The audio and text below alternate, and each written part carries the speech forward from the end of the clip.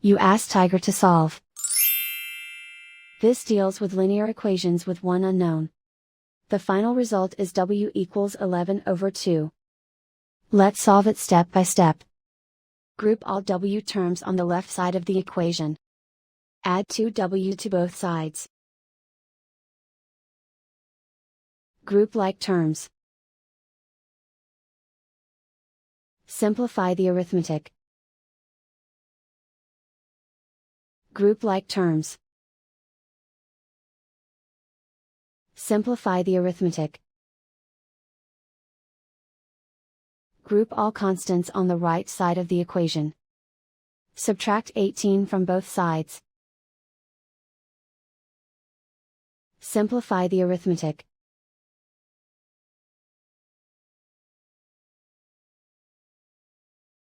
Isolate the w.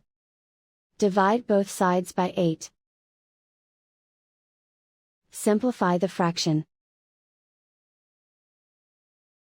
Find the greatest common factor of the numerator and denominator.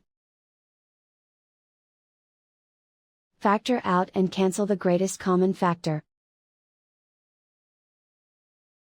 And so the final result is w equals 11/2.